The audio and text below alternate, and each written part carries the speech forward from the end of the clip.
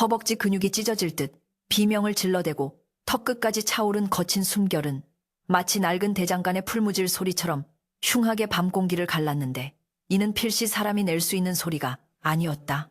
칠흑 같은 어둠이 내려앉은 뒷산, 비탈길, 짐승조차 다니지 않는 그 험한 길을 한 사내가 네 발로 기어가듯 오르고 있었으니 그의 등에는 장정 5이 달라붙어도 꿈쩍하지 않을 법한 거대한 화강암 덩어리가 얹혀 있었다. 사내의 이름은 돌쇠라 불리는 윤씨 가문의 종들 중에서도 가장 건장하고 우직한 노비였으나 지금 그의 몰골은 흡사 지옥의 형벌을 받는 죄인과 다름없었다. 터질 듯 부풀어 오른 목의 핏대는 금방이라도 붉은 피를 뿜어낼 듯 위태롭게 꿈틀거렸고 땀과 흙먼지로 뒤범벅된 얼굴은 고통으로 일그러져 본래의 생김새를 알아볼 수조차 없었으며 찢어진 집신 사이로 삐져나온 발가락에서는 검붉은 피가 배어나와 차가운 흙바닥을 적시고 있었다. 마님, 조금만 더. 돌쇠는 이새로 새어나오는 신음을 씹어 삼키며 흐려지는 정신을 붙잡기 위해 입술을 깨물어 피를 냈는데 그 비릿한 혈양만이 그가 아직 살아있음을 증명하는 유일한 감각이었다. 등 뒤를 짓누르는 바위의 무게는 단순히 돌덩이의 무게가 아니라 마치 보이지 않는 원기들이 매달려 그를 땅속으로 끌어당기는 듯한 기이하고도 소름 끼치는 압박감이었다. 밤하늘의 달은 유난히도 밝고 차가운 빛을 쏟아내고 있었는데 그 서늘한 달빛이 돌쇠의 등 위로 쏟아질 때마다 그는 뼈마디가 얼어붙는 듯한 한기를 느끼면서도 동시에 오장육부가 타들어가는 뜨거운 열기에 시달려야 했다. 이것은 단순한 노동이 아니었으며 누군가에게 설명할 수도 이해받을 수도 없는 저주받은 과업이자 목숨을 건 사투였다. 시간을 거슬러 올라가 보름 전 윤씨 가문의 안주인인 윤씨 부인이 남편을 여의고 청상과부가 된 지 3년이 되던 해 마을에는 흉흉한 소문이 돌기 시작했다. 밤마다 윤씨 부인의 처소인 안채에서 기이한 신음소리가 들려온다는 것이었는데 호사가 들은 그것이 독수공방의 외로움을 견디다 못한 과부의 춘정이라며 입방아를 매서댔다. 더욱이 그 소문이 걷잡을 수 없이 퍼진 것은 집안의 머슴 중 가장 힘이 좋고 젊은 돌쇠가 밤마다 은밀히 안채로 불려 들어간다는 사실이 알려지면서부터였다. 사람들은 낮에는 고상하고 정숙한 척하는 양반네 마님이 밤이면 천한 종놈을 불러들여 음탕한 짓거리를 벌인다고 수군거렸고 심지어는 돌쇠가 기력을 보충하기 위해 매일 아침 산삼 달인 물을 마신다는 헛소문까지 덧붙여져 윤씨 부인의 명예는 시궁창에 처박힌 꼴이 되고 말았다. 그러나 그날 밤 돌쇠가 목격한 진실은 마을 사람들의 음란한 상상과는 전혀 다른 공포스럽고도 처절한 것이었다. 안채의 문을 열고 들어섰을 때 방 안에는 묘한 향냄새와 함께 싸늘한 냉기가 감돌고 있었고 촛불 하나가 위태롭게 흔들리는 가운데 윤씨 부인은 소복을 입은 채 정화수 앞에 꿇어앉아 있었다. 그녀의 얼굴은 며칠 동안 잠 한숨 자지 못한 사람처럼 패쑥했고 눈 밑은 파랗게 꺼져 있었으며 손에는 묵주 대신 낡은 붉은색 주머니 하나가 들려 있었다. 돌쇠가 조심스럽게 인기척을 내자 부인은 천천히 고개를 돌렸는데 그 눈빛에는 욕망이나 정욕 따위는 찾아볼 수 없었고 오직 깊은 절망과 지푸라기라도 잡고 싶은 간절함만이 가득 차 있었다. 돌쇠야, 네가 이 집안의 유일한 희망이다. 내 너의 그 우직한 충신만을 믿고 이리 불렀으니 부디 이 못난 주인을 용서해다오. 부인의 목소리는 떨리고 있었고 그녀는 돌쇠에게 다가와 바닥에 엎드려 절이라도 할 기세였으나 돌쇠는 황급히 무릎을 꿇으며 고개를 조아렸다. 마님 당치도 않으신 말씀이옵니다. 소인에게 명을 내려주시옵소서.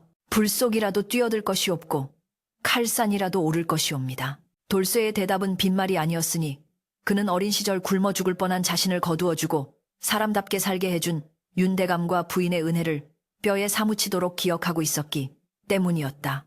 윤씨 부인은 떨리는 손으로 붉은 주머니를 열어 그 안에 든 기이한 부적과 알 수 없는 검은 가루를 돌쇠의 손에 쥐어주며 믿기 힘든 이야기를 털어놓았다. 그것은 집안 대대로 내려오는 끔찍한 저주와 그 저주를 풀기 위해선 보름달이 뜨는 밤마다 산의 정기를 받은 거대한 바위를 옮겨 산 정상에 탑을 쌓아야 한다는 무당의 비방이었다. 단순히 돌을 옮기는 것이 아니다.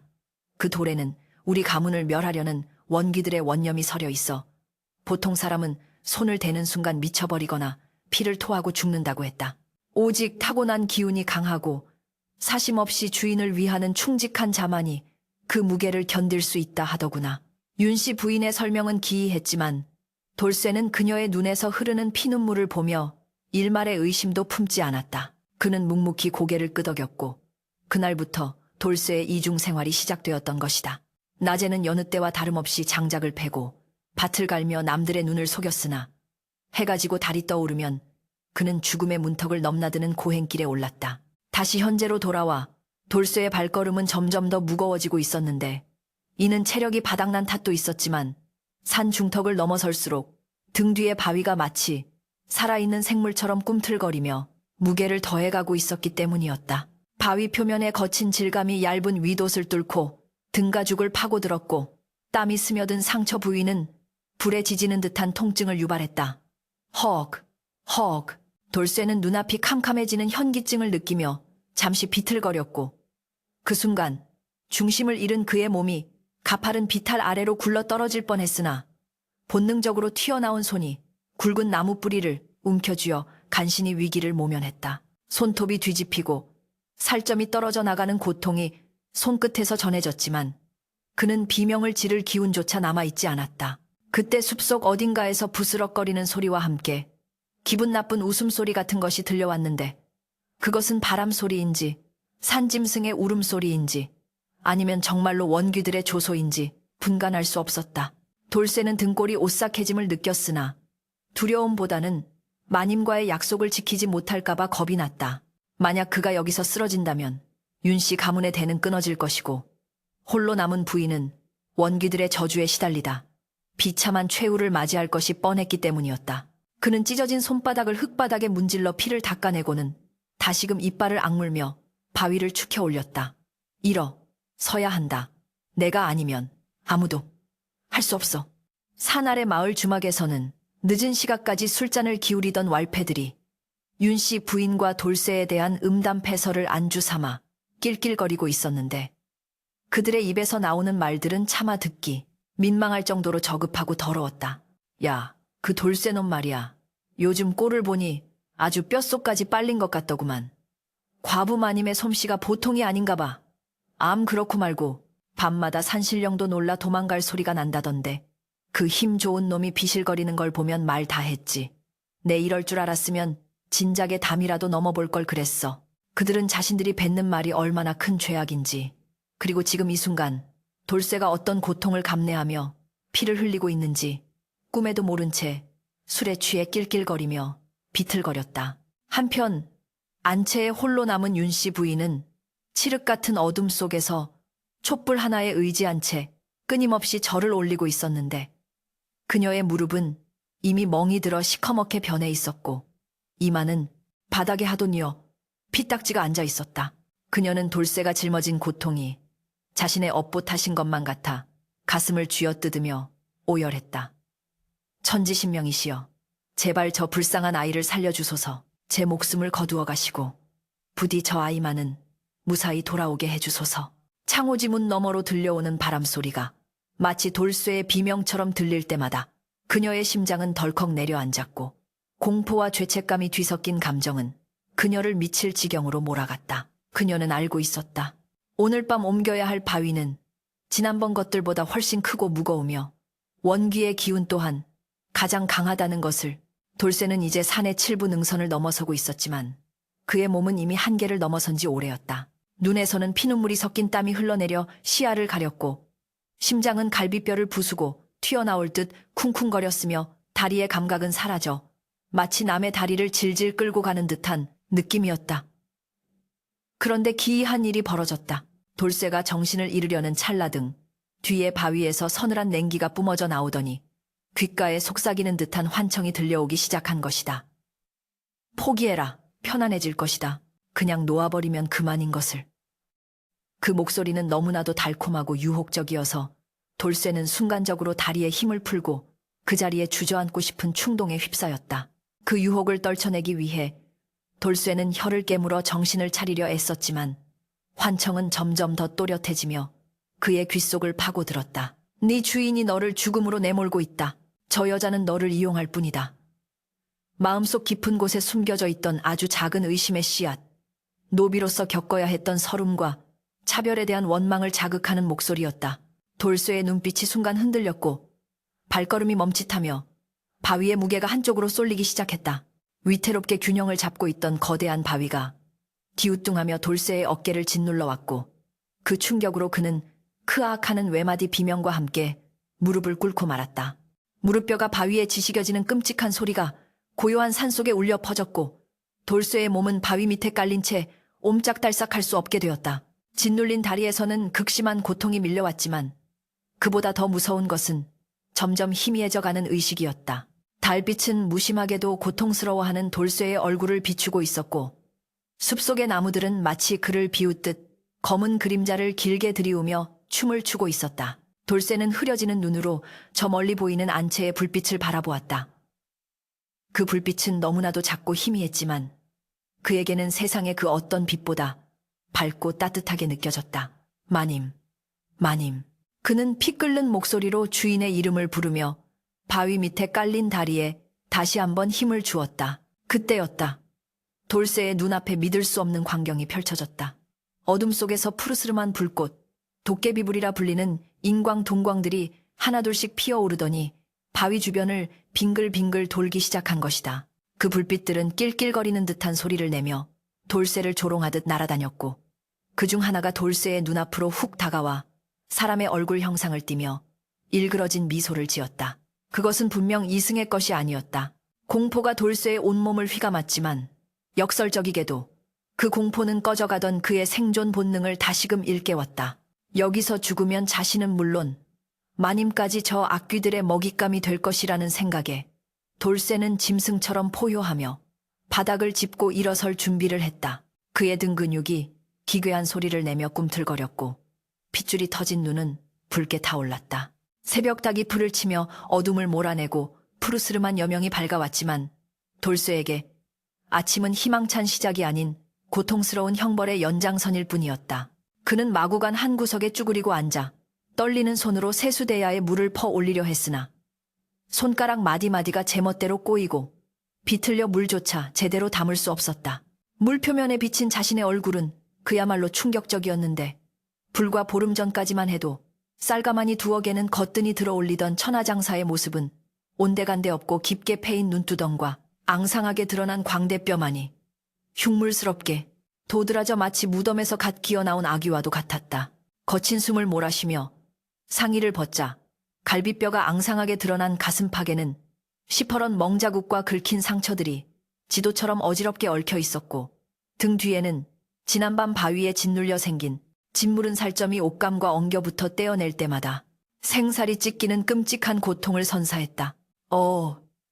이 돌쇠, 해가 중천에 떴는데 아직도 그러고 자빠져 있는 게냐. 마님께서 찾으신다.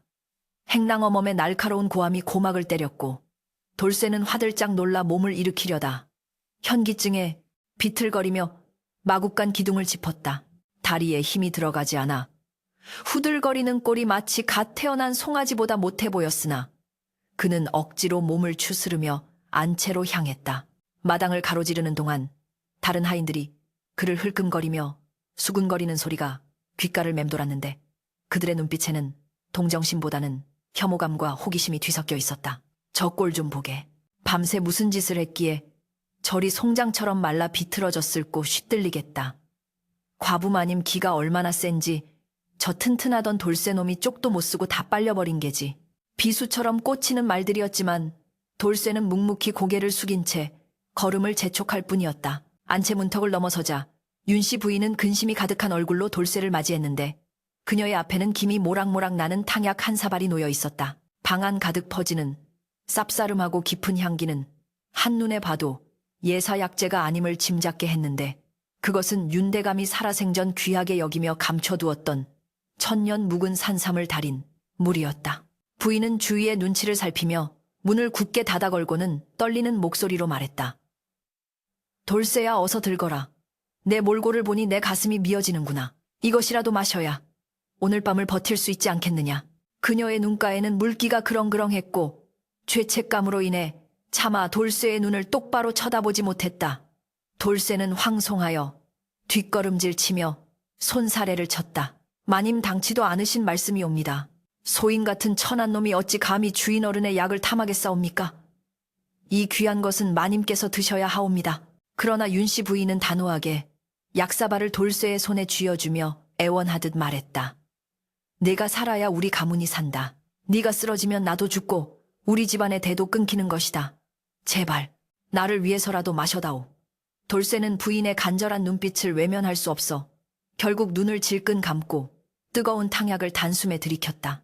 오장육부를 타고 흐르는 뜨거운 기운이 잠시나마 지친 몸을 일깨우는 듯 했으나 마음 한구석은 납덩이를 매단 듯 무거웠다. 만약 이 사실이 바깥에 알려진다면 안 그래도 흉흉한 소문에 기름을 붓는 격이 될 것이 뻔했기 때문이었다. 과부가 종놈에게 산삼을 먹인다는 것은 세상 사람들의 눈에는 음욕을 채우기 위한 춘약을 먹이는 것과 다를 바 없었으니 말이다. 한편 사랑채에서는 윤씨 부인의 시동생인 윤진사가 험악한 표정으로 곰방대를 피우고 있었는데 그의 눈은 탐욕과 의심으로 번들거리고 있었다. 그는 형이 죽은 후 호시탐탐 집안의 재산과 전답을 노리고 있었으나 형수가 깐깐하게 곡간 열쇠를 쥐고 있어 뜻을 이루지 못하고 있었다. 그러던 차에 들려오는 추잡한 소문은 그에게 절호의 기회였다. 그는 마당을 지나가는 늙은 시어머니, 즉 자신의 모친을 붙잡고 은밀하게 속삭였다. 어머니 들으셨습니까? 형수님이 밤마다 저 종놈을 방으로 불러들인다는데 글쎄 오늘은 귀하디 귀한 산삼까지 다려 먹였답니다. 노모의 눈이 휘둥그레지자 윤진사는 기회를 놓치지 않고 말을 이었다. 이대로 두었다간 윤씨 가문의 족보에 먹칠을 하는 것은 물론이고 저 종놈의 씨를 뵌 자식이 우리 가문의 재산을 가로챌지도 모릅니다. 결단을 내리셔야 합니다.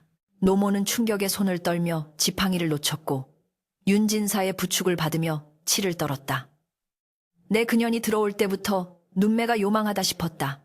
남편 잡아먹은 것도 모자라 이제는 종놈과 놀아나다니 내 눈에 흙이 들어가기 전엔 절대 용서치 못한다. 그들의 오해는 눈덩이처럼 불어나 사실이 되어가고 있었고 그 시각 돌쇠는 아무것도 모른 채 도약볕 아래서 장작을 패고 있었다. 도끼를 내려칠 때마다 어깨 근육이 비명을 질렀고 땀은 비오듯 쏟아졌지만 장작은 쪼개지지 않고 튕겨나가기 일쑤였다. 예전 같으면 한 번에 쩍쩍 갈라졌을 참나무 장작이 이제는 거대한 바위처럼 단단하게만 느껴졌다. 후, 거친 숨소리가 터져나올 때마다 그의 입에서는 단내와 함께 비릿한 피냄새가 섞여 나왔다. 오후가 되어 돌쇠가 팥감을 구하려 마을 어귀로 내려가자 주마가 평상에 앉아있던 왈패들이 그를 발견하고는 하이에나 떼처럼 몰려들었다. 그들은 낄낄거리며 돌쇠의 앞을 가로막고는 빈정거렸다. 어이구 이게 누구신가? 밤일하느라 뼈가 삭은 천하장사 돌쇠 아니신가? 우두머리 격인 곰보가 돌쇠의 앙상한 팔뚝을 툭툭 치며 비아냥거렸다. 야, 너 그 좋은 산삼 먹고 힘을 다 어디다 쓰는 거냐? 과부마님 회춘시켜드리느라 진을 다 뺐나 보지. 왈패들의 저급한 농담에 주위 구경꾼들까지 합세하여 웃음을 터뜨렸고 돌쇠의 얼굴은 수치심으로 붉게 달아올랐다. 주먹을 꽉 쥐어보았지만 솜방망이처럼 힘이 들어가지 않았고 곰보가 툭 밀치자 그는 허수아비처럼 힘없이 바닥에 나뒹굴고 말았다. 흙바닥에 처박힌 돌쇠의 귓가로 쏟아지는 조롱과 멸시는 육체적 고통보다 더 끔찍하게 그의 가슴을 후벼 팠다. 꼴값 떠내 저런 비실비실한 놈이 무슨 힘을 쓴다고. 마님이 불쌍하다 불쌍해. 돌쇠는 입술을 깨물어 피를 내며 치밀어 오르는 분노를 삼켰다. 지금 당장이라도 저들의 주둥이를 찢어놓고 싶었지만 그랬다가는 마님과의 약속이 드러나고 모든 노력이 물거품이 될 것이었다. 그는 바닥을 짚고 일어서며 흙먼지를 털어냈지만 구겨진 자존심은 털어낼 수 없었다. 돌쇠는 비틀거리는 걸음으로 마을을 빠져나와 산길로 향했고 등 뒤로 쏟아지는 비웃음 소리는 그가 숲속으로 사라질 때까지 끈질기게 따라붙었다. 해가 서산으로 넘어가고 땅거미가 내려앉자 윤씨 가문의 저택에는 팽팽한 긴장감이 감돌기 시작했다. 윤진사는 집안의 하인들 중 자신의 편인 놈들을 골라 안채 주변과 뒷문 쪽에 매복시켰다. 오늘 밤이다. 그년이 또다시 종놈을 불러들이거나 수상한 짓을 하면 덮쳐서 현장을 잡아야 한다. 알겠느냐.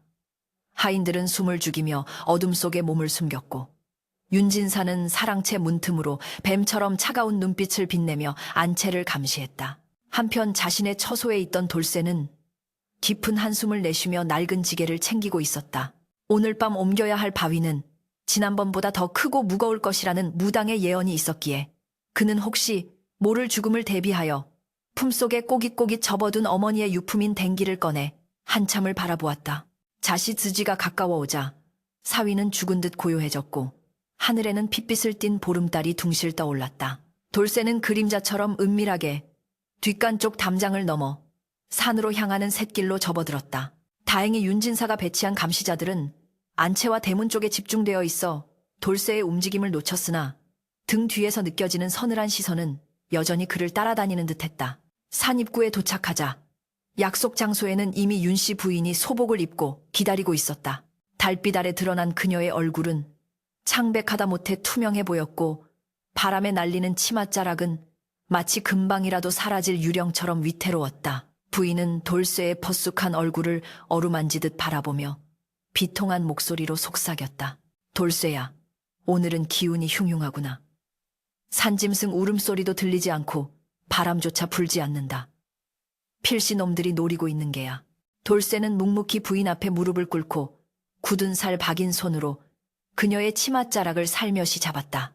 마님 소인의 목숨이 붙어있는 한 반드시 저 바위를 정상에 올려놓을 것이옵니다. 저승사자가 앞을 막아도 뚫고 갈 것이니 부디 심려치 마시옵소서.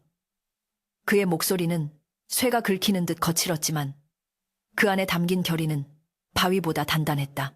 두 사람은 서로의 눈빛을 교환하며 말없는 약속을 되새겼고 돌쇠는 거대한 바위가 놓인 곳으로 발걸음을 옮겼다. 바위 주변에는 여전히 정체를 알 수 없는 검은 안개가 맴돌고 있었고 돌쇠가 손을 대자마자 찌르르 하는 소름 끼치는 전율이 손끝을 타고 온몸으로 퍼져나갔다. 그것은 마치 수많은 원혼들이 오지 마라, 죽는다라고 속삭이는 경고와도 같았다. 그 시각 안채의 동태를 살피던 윤진사는 돌쇠가 보이지 않자 불길한 예감에 휩싸였다. 이놈이 쥐새끼처럼 어디로 빠져나간 게냐. 당장 횃불을 밝혀라. 뒷산으로 튀었을지 모른다. 윤진사의 고함과 함께 집안은 발칵 뒤집혔고 십수명의 장정들이 횃불과 몽둥이를 들고 뒷산으로 몰려가기 시작했다. 붉은 횃불의 행렬이 마치 거대한 뱀처럼 산을 타고 오르는 모습이 보였고 돌쇠는 이를 악물며 바위를 등 위로 짊어졌다. 뼈가 으스러지는 고통이 밀려왔지만 이번에는 멈출 수 없었다. 뒤에서는 인간 사냥꾼들이 쫓아오고 등 뒤에는 저주받은 원귀가 짓누르는 절체절명의 상황 속에서 돌쇠는 짐승 같은 울부짖음을 토해내며 첫 발을 내디뎠다. 그의 눈은 이미 인간의 것이 아닌 광기에 사로잡힌 짐승의 눈빛으로 변해 있었다. 잡아라. 저기 덤불 쪽에서 소리가 났다. 오늘 밤 기어이 그년놈들의 추잡한 낯짝을 확인해야겠다. 횃불을 든 하인들의 고함 소리가 고요한 밤의 정적을 찢어발기며 산허리를 타고 올라왔고 붉은 불길은 마치 먹잇감을 노리는 늑대떼의 눈빛처럼 어둠 속에서 번뜩였다. 돌쇠는 거대한 바위 틈 사이 몸 하나 겨우 숨길 수 있는 좁은 굴 속에 처박혀 헐떡이는 숨소리조차 내지 못한 채 입을 틀어막고 있었다. 등 뒤에 짊어진 바위는 마치 천근의 쇳덩이처럼 척추를 짓눌러 왔고 찢어진 어깨의 상처에서는 뜨거운 선혈이 울컥울컥 쏟아져 나와 흙바닥을 적시고 있었다. 바로 머리 위쪽 바위 너머에서 윤진사의 하인들이 낫과 몽둥이를 휘두르며 풀숲을 헤집는 소리가 들려왔다. 이상하다.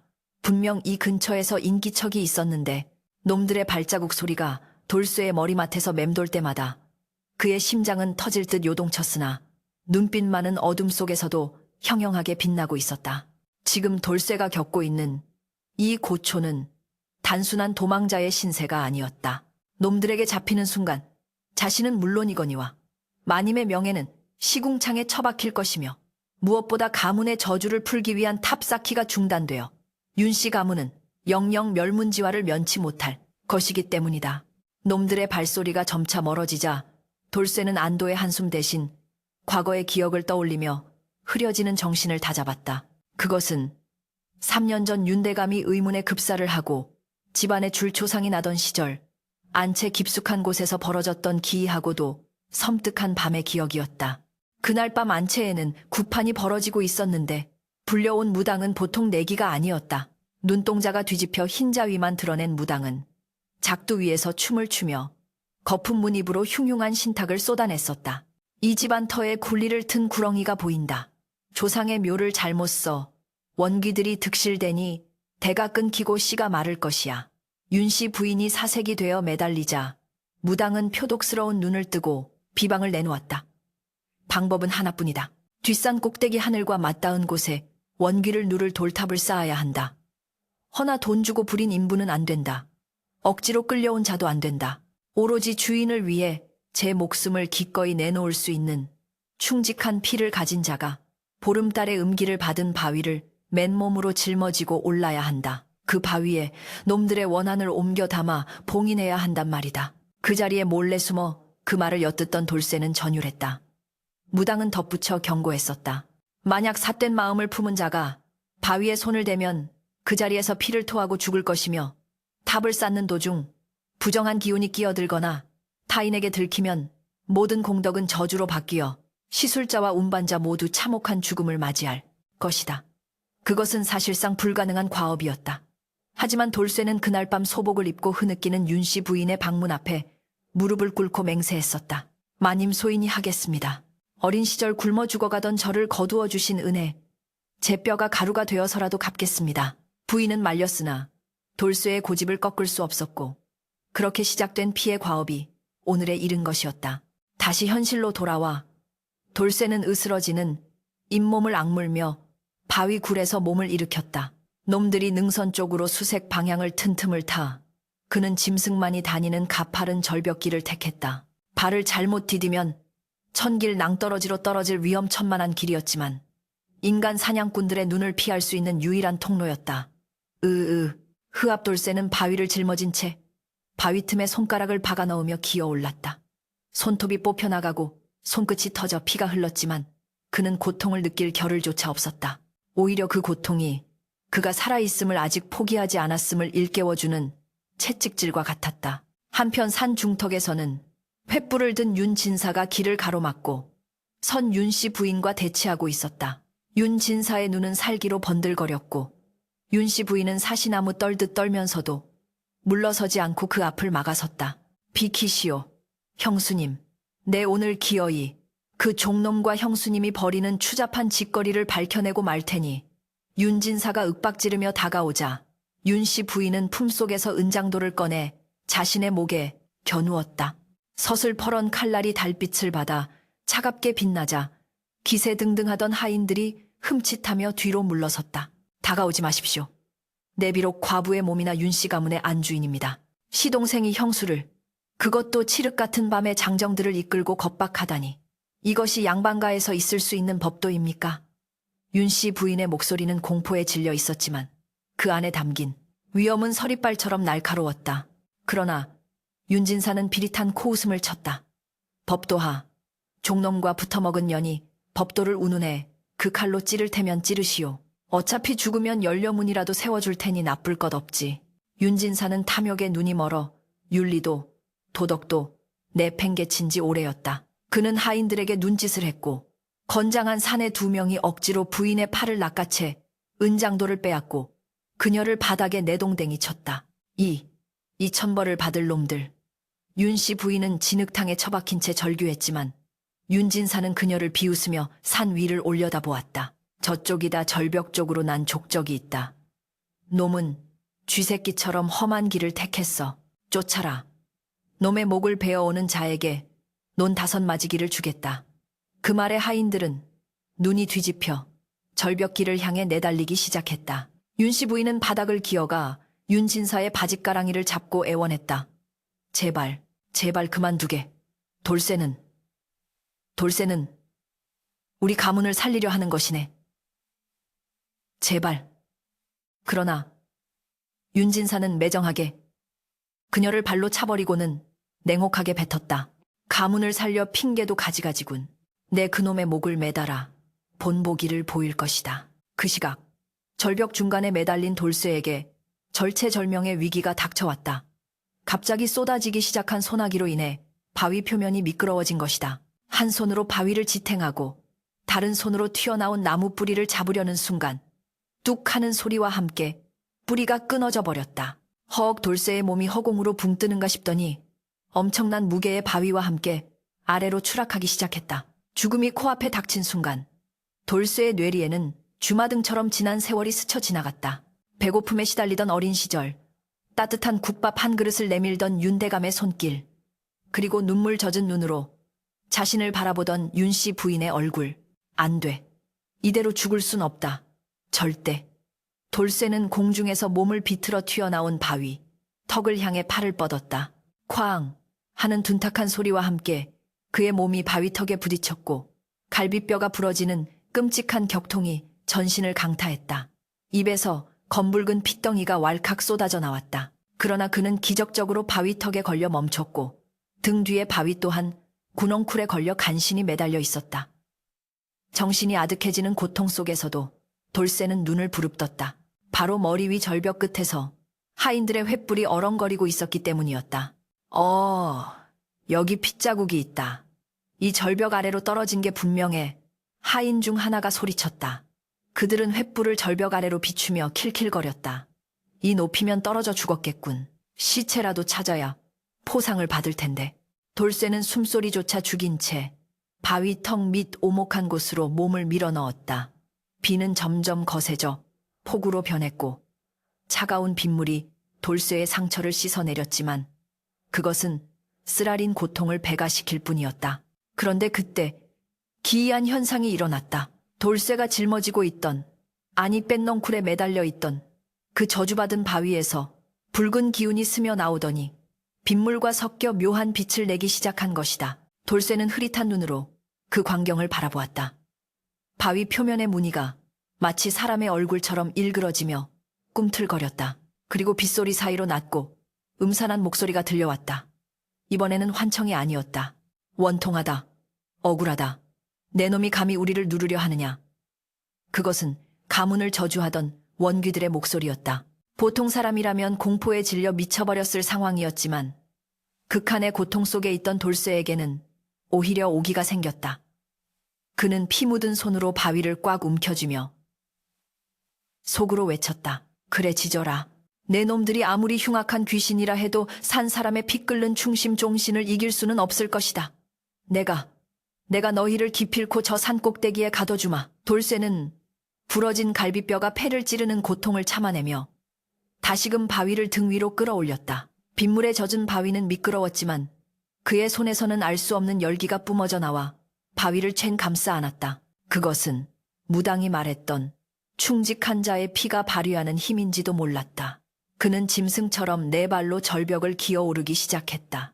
추격자들이 시체를 찾으려 절벽 아래로 내려가는 틈을 타 오히려 그들의 등 뒤쪽 가장 가파르고 위험한 루트를 통해 정상으로 향하는 역발상을 감행한 것이다. 번개가 번쩍이며 하늘을 갈랐고 그 순간 드러난 돌쇠의 얼굴은 이미 인간의 형상을 넘어선 마치 사천왕상의 분노한 표정과도 같이 기괴하고도 경외스러운 모습이었다. 폭우는 돌쇠의 피와 땀을 씻겨내렸지만 그의 뜨거운 의지는 식히지 못했다. 발바닥 가죽이 다 벗겨져 뼈가 드러날 지경이었지만 그는 멈추지 않았고 마침내 구부능선을 넘어 정상 바로 아래에 도달했다. 그러나 그곳에는 마지막 난관이 기다리고 있었다. 미리 정상으로 향하는 길목을 지키고 있던 왈패, 곰보가 비열한 웃음을 흘리며 몽둥이를 들고 서 있었던 것이다. 쥐새끼가 용케 여기까지 올라왔구나. 내 너를 기다리고 있었다. 그 돌덩이는 뭐냐? 속에 금괴라도 숨겨놨냐? 곰보가 몽둥이를 손바닥에 탁탁 치며 다가왔다. 돌쇠는 숨을 헐떡이며 그를 노려보았다. 이제 힘은 바닥났고 무기는 없었다. 하지만 돌쇠의 눈빛을 본 곰보는 순간 뒷걸음질 쳤다. 그것은 죽음을 각오한 자만이 뿜어낼 수 있는 살기사치였다. 그 돌덩이를 내려놓고 싹싹 빈다면 목숨만은 살려주마. 물론 다리 한쪽은 분질러 놔야겠지만 말이야. 곰보는 빗물에 젖어 번들거리는 몽둥이를 치켜들며 야비한 웃음을 흘렸다. 번개가 번쩍이는 순간 드러난 그의 얼굴은 욕망과 사리로 뒤틀려 있어 마치 지옥의 옥졸과도 같았다. 그러나 돌쇠는 대답 대신 거친 숨을 몰아쉬며 핏발선 눈으로 그를 쏘아볼 뿐이었다. 등 뒤의 바위는 천근 만근의 무게로 짓눌러 왔고 이미 감각이 사라진 다리는 허공을 걷는 듯 했으나 돌쇠의 영혼은 그 어느 때보다 또렷하게 타오르고 있었다. 이 왈패놈이 막아선다 하여 멈출 수는 없었다. 여기서 멈추면 마님이 죽는다. 가문이 멸한다. 이놈이 감히 곰보는 돌쇠의 눈빛에 서린 기이한 살기에 순간 움찔했으나 곧 자존심이 상한 듯 괴성을 지르며 몽둥이를 휘둘렀다. 퍽 하는 둔탁한 파열음이 빗소리를 뚫고 울려 퍼졌다. 몽둥이는 돌쇠의 왼쪽 어깨를 정확히 강타했다. 일반적인 장정이라면 그 자리에서 비명을 지르며 나뒹굴었을 일격이었다. 그러나 돌쇠는 신음소리 한 번 내지 않았다. 아니 미동조차 하지 않았다. 오히려 바위의 무게를 지탱하던 균형을 잃지 않으려 발가락으로 땅을 더 깊이 파고들었을 뿐이었다. 곰보의 눈이 휘둥그레졌다. 뭐야 너 이 새끼. 사람이야. 돌쇠는 천천히 고개를 들어 곰보를 정면으로 응시했다. 찢어진 이마에서 흐르는 피가 눈으로 들어가 시야가 붉게 물들었지만 그 붉은 시야 너머로 보이는 세상은 오히려 선명했다. 비켜라. 돌쇠의 입에서 나온 목소리는 사람의 성대가 아닌 마치 바위가 갈라지는 듯한 긁힌 소리였다. 비키지 않으면 죽는다. 그것은 단순한 협박이 아니었다. 죽음의 문턱을 넘어본 자만이 내뱉을 수 있는 서늘하고도 절대적인 선고였다. 공포에 질린 곰보가 뒷걸음질치며 다시 한번 몽둥이를 휘두르려던 찰나 돌쇠가 짐승처럼 앞으로 튀어나갔다.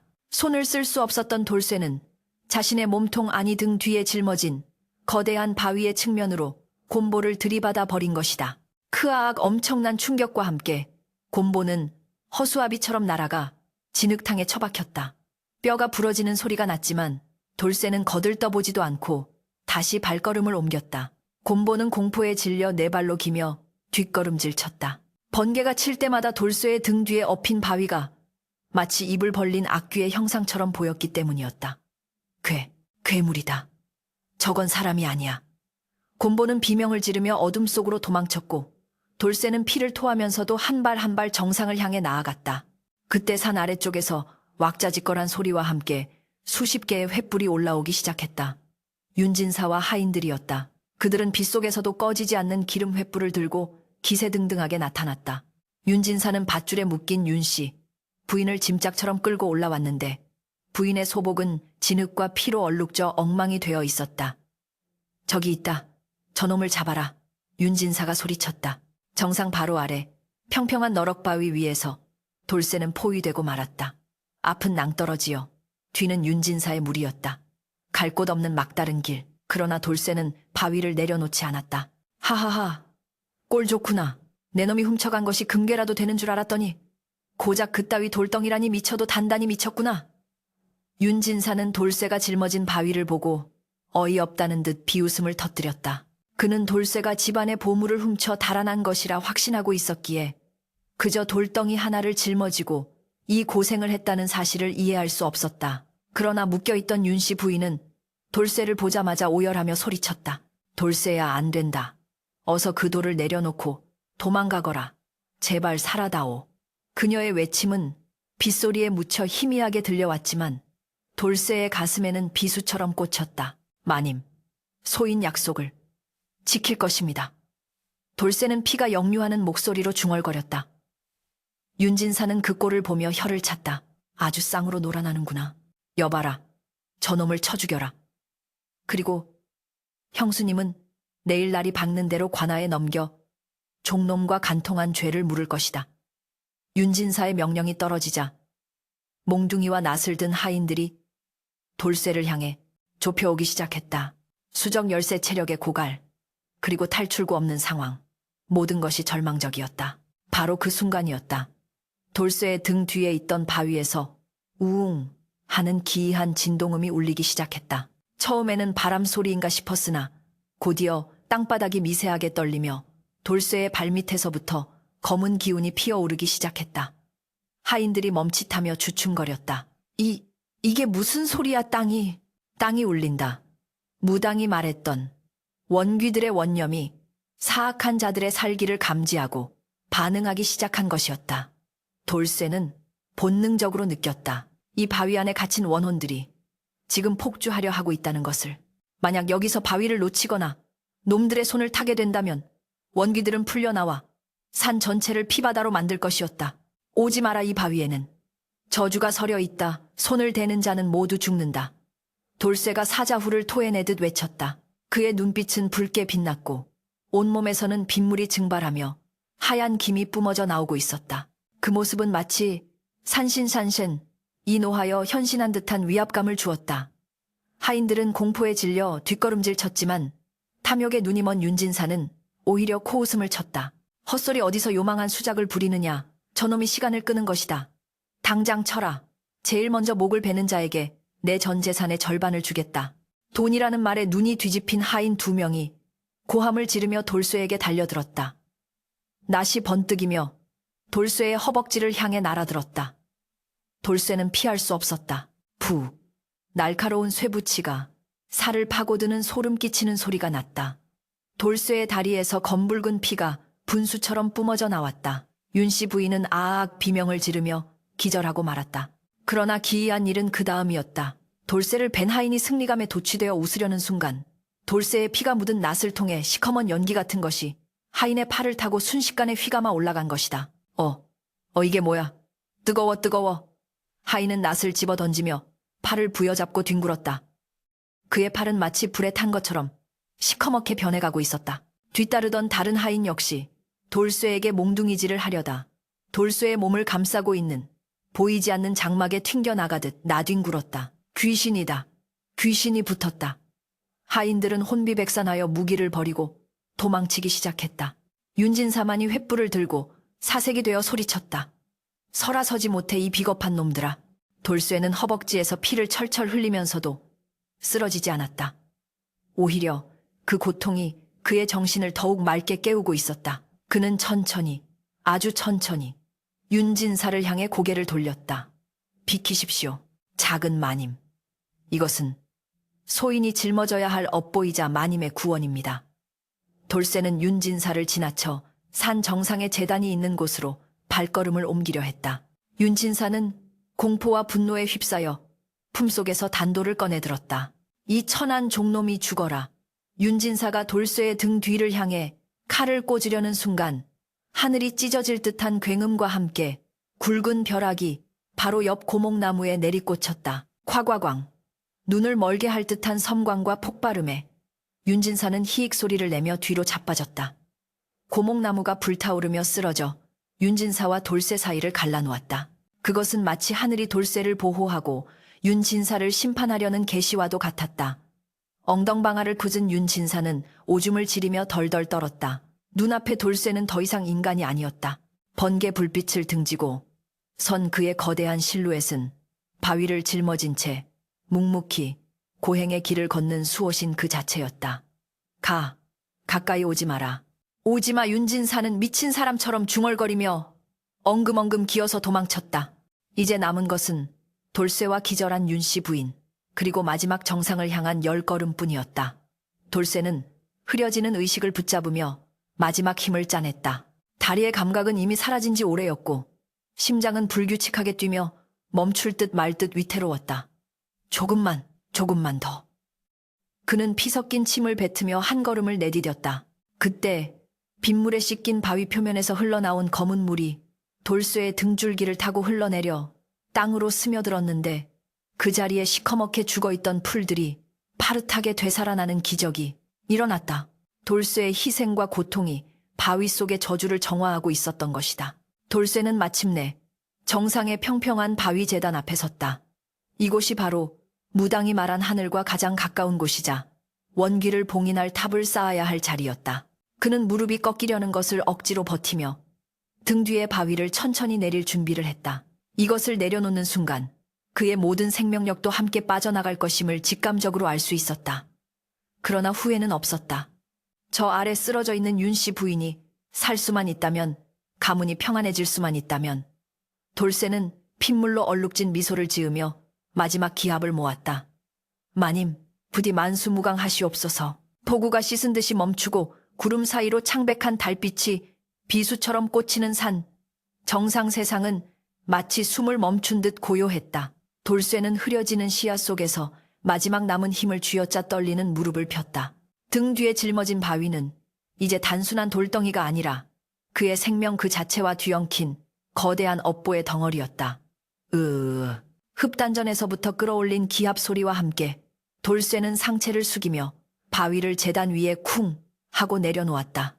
거대한 진동이 산 전체를 울렸고 바위와 제단이 맞닿는 순간 눈부신 백색 섬광이 터져나와 밤하늘을 대낮처럼 환하게 밝혔다. 그 빛 속에서 바위를 감싸고 있던 검은 원기의 기운들이 비명을 지르며 허공으로 흩어졌고 그 자리를 대신하여 상서로운 기운이 감돌기 시작했다. 바위가 제자리를 찾자 돌쇠의 몸을 지탱하던 마지막 끈이 툭 하고 끊어져 버렸다. 거헉 입에서 한 무더기의 피를 토해내며 그는 그 자리에 무너져 내렸다. 하지만 그는 쓰러지지 않았다. 무릎을 꿇은 채 두 손으로 땅을 짚고 고개를 숙인 모습은 마치 주인에게 마지막 하직 인사를 올리는 충신종천의 자세와도 같았다. 심장은 이미 파열되어 멈추었으나 그의 눈은 감기지 않은 채 저 아래 마을을, 아니 그가 평생을 바쳐 지키고자 했던 윤씨 가문의 안채를 향해 고정되어 있었다. 그의 얼굴에는 고통의 흔적 대신 모든 임무를 완수했다는 평온함과 숭고한 미소가 희미하게 서려 있었다. 기절해 있던 윤씨 부인이 섬광에 놀라 정신을 차렸을 때 그녀의 눈에 들어온 것은 신성한 후광에 쌓여있는 돌쇠의 뒷모습이었다. 돌쇠야. 부인은 비틀거리는 몸을 일으켜 기어가듯 그에게 다가갔다. 돌쇠야, 끝난 것이냐? 우리가 해낸 것이냐? 그러나 대답은 없었다. 가까이 다가간 부인은 소스라치게 놀라 입을 틀어막았다. 돌쇠의 등은 바위에 짓눌려 피범벅이 되어 있었고 굳은 살 박인 손은 땅에 깊이 박혀 있었으며 멈춰버린 눈동자는 허공을 응시하고 있었다. 부인은 떨리는 손으로 그의 차가운 뺨을 어루만졌다. 이럴 수는 없다. 이럴 수는 없어. 산 정상에 윤씨 부인의 처절한 통곡 소리가 울려 퍼졌다. 나를 두고 가지 마라. 네가 죽고 나만 살아서 무엇하란 말이냐? 이 미련한 놈아. 이 충직하고 바보 같은 놈아. 그녀는 돌쇠의 시신을 끌어안고 짐승처럼 울부짖었다. 그녀의 하얀 소복은 돌쇠의 붉은 피로 물들었고 두 사람의 모습은 마치 한 덩어리가 된 듯 애처롭고도 거룩해 보였다. 그 울음소리는 산을 타고 내려가 마을 사람들의 잠을 깨웠고 새벽바람에 실려 사람들의 가슴을 후벼 팠다. 날이 밝자 윤진사가 도망치며 흘린 헛소문과 간밤의 소란에 놀란 마을 사람들과 관아의 포졸들이 산 정상으로 몰려왔다.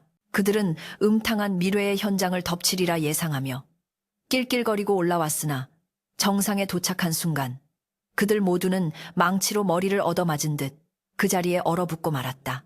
그곳에는 음란함이라곤 찾아볼 수 없는 숨 막히도록 엄숙하고 비장한 광경이 펼쳐져 있었기 때문이다. 거대한 돌탑 앞에 무릎 꿇고 죽은 돌쇠와 피로 물든 소복을 입고 실신한 채 그를 안고 있는 윤씨 부인의 모습은 마치 한 폭의 순교와 쉰김과도 같았다. 이복에 저 바위를 보게. 저걸 사람이 옮겼단 말인가? 촌장이 떨리는 손가락으로 돌쇠가 옮긴 바위를 가리켰다. 장정 5시 붙어도 꼼짝하지 않을 거대한 바위에는 돌쇠의 피가 스며들어 붉은 무늬를 이루고 있었다.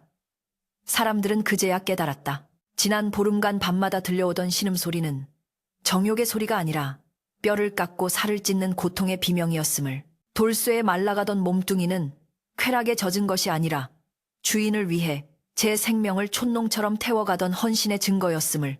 아이고, 우리가 무슨 짓을 한 겐가. 천벌을 받을 짓을 했어. 왈패 공보가 털썩 주저앉으며 오열했다. 그는 돌쇠의 찢어진 어깨와 발가락을 보며 자신의 지난 악행을 뼈저리게 후회했다. 사람들은 부끄러움에 고개를 들지 못했고 여기저기서 탄식과 흐느낌이 터져나왔다. 그때 벼락을 맞고 반쯤 미쳐버린 윤진사가 숲속에서 기어나왔다. 그는 머리가 하얗게 새어버린 채 허공에 대고 손을 휘저으며 횡설수설하고 있었다. 귀신이, 바위가 말한다. 오지마. 오지마. 탐욕에 눈이 멀어 천륜을 어긴 자의 비참한 말로였다. 포졸들은 혀를 차며 미쳐버린 윤진사를 끌고 내려갔다. 돌쇠의 장례는 마을 전체가 나서서 치러주었다. 양반도 아닌 천한 노비의 장례였으나 그 행렬은 고을 원님 행차보다 더 길고 장엄했다. 윤씨 부인은 상주를 자청하여 3년상을 치르겠다고 선언했다. 주변에서 만류했으나 그녀의 뜻은 완강했다. 그는 내 종이 아니요. 우리 가문을 살린 은인이자 내 영혼의 지기즈지였다. 내 평생 그 은혜를 갚으며 살 것이다. 그녀는 자신의 머리카락을 잘라 돌쇠의 관 속에 넣어 주었고 그가 마지막으로 쌓은 돌탑 앞에 작은 사당을 지어 매일같이 향을 피우고 기도를 올렸다. 신기하게도 돌쇠가 죽은 후 윤씨 가문에는 기적 같은 일들이 연달아 일어났다. 기울어가던 가세가 다시 일어나고 윤씨 부인이 양자로 들인 조카는 과거의 장원 급제하여 가문을 빛냈다. 사람들은 이것이 돌쇠가 죽어서도 주인을 지키기 위해 하늘에서 보살피고 있기 때문이라 믿었다. 윤씨 부인은 평생 수절하며 자선과 적선을 베풀었고 굶주린 이들을 거두어 돌쇠처럼 억울하게 죽는 이가 없도록 보살폈다. 그녀는 늙어 죽는 날까지 돌쇠의 기일이 되면 아픈 몸을 이끌고 산 정상에 올라 그가 남긴 돌탑을 어루만지며 하염없이 눈물을 흘리곤 했다. 세월이 흘러 수백 년이 지났지만 그 산 정상에는 여전히 돌탑이 우뚝 서 있다. 비바람에 깎이고 이끼가 끼었지만 그 웅장한 자태는 변함이 없었다. 마을 사람들은 그 탑을 충노탑, 쪽노탑이라 부르며 가뭄이 들거나 마을에 우환이 생기면 그곳에 올라가 제를 올렸다. 그러면 신기하게도 비가 내리고 병마가 물러갔다고 한다. 어느 맑은 가을날 지나가던 나그네가 촌노에게 물었다. 노인장, 저 산꼭대기에 있는 돌탑은 어찌 저리 기이하게 생겼소? 마치 사람이 짐을 지고 무릎을 꿇은 형상 같구려. 촌노는 곰방대를 탁탁 털며 먼 산을 바라보았다. 그의 눈가에는 예지야기를 전하는 이 특유의 아련함이 서려 있었다. 허허 보시오. 저것은 단순한 돌무더기가 아니외다. 비천한 신분으로 태어났으나 그 마음만은 누구보다 고귀했던 한 사내의 넋이 서린 곳이지. 껍데기만 보고 함부로 손가락질하던 세상 사람들의 눈을 뜨게 해준 핏빛보다 붉고 바위보다 단단한 충심, 쫑신 그 자체란 말이오. 바람이 불어오자 산 정상의 숲이 쏴 하고 울었다. 그 소리는 마치 돌쇠가 거친 숨을 몰아쉬며 산을 오르던 소리 같기도 했고 윤씨 부인을 향해 마님 평안하십니까? 라고 묻는 안부 인사 같기도 했다. 달빛이 교교하게 비추는 밤이면 사람들은 가끔 환영을 본다고 했다.